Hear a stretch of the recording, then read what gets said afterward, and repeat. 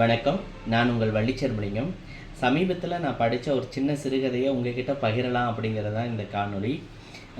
பிரபஞ்சனுடைய மரி என்கின்ற ஆட்டுக்குட்டி.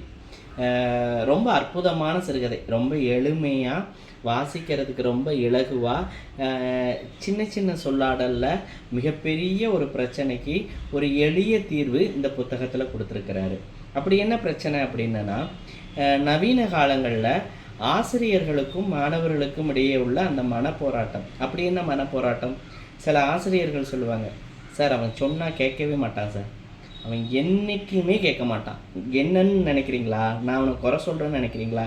இல்லை, அந்த ஸ்டாஃபுக்கு, அந்த கிளாஸுக்கு போகிற எல்லா ஸ்டாஃபையும் நீங்கள் கேட்டு பாருங்கள், எல்லாரும் இதே பிரச்சனையை தான் சொல்கிறாங்க சார். எங்களை விடுங்க சார், வீட்டில் அவங்க பேரண்ட்ஸை கூப்பிட்டு கேட்டு பாருங்களேன், இவன் என்னென்ன ரவுடித்தனம் பண்ணுறான்னு சொல்கிறாங்க அப்படின்னு ஆசிரியருடைய மிகப்பெரிய ஒரு குற்றச்சாட்டு. மாணவர்களும் சளைத்தவர்கள் அல்ல. மாணவர்கள் கேட்குறாங்க, சார் நான் என்ன படிச்சுட்டு போனாலும் சரி அந்த மேடம் தப்பு தான் சொல்லுவாங்க, அவங்களுக்கு என்னை கண்டாலே பிடிக்காது, அந்த சாருக்கு நான் எதை எழுதிட்டு போனாலும் சரி அவர் திருத்தவே மாட்டார், என் பேப்பரை வாங்கவே மாட்டார் அப்படின்னு மாணவர்களுடைய பதிவு. அந்த 2 பேருக்கும் கொண்டு போய் சேர்க்க வேண்டிய மிக முக்கியமான ஒரு புத்தகம்தான் இந்த பிரபஞ்சனுடைய சிறுகதை மரி என்ற ஆட்டுக்குட்டி. ரொம்ப பெரிய விசாலமான கருத்துக்கள்லாம் இல்லை.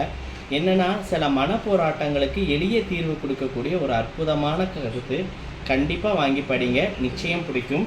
பிரபஞ்சனின் மரி என்ற ஆட்டுக்குட்டி. அன்பும் வணக்கமும் நன்றிகளுடன் உங்கள் வள்ளிச்செல்வலிங்கம்.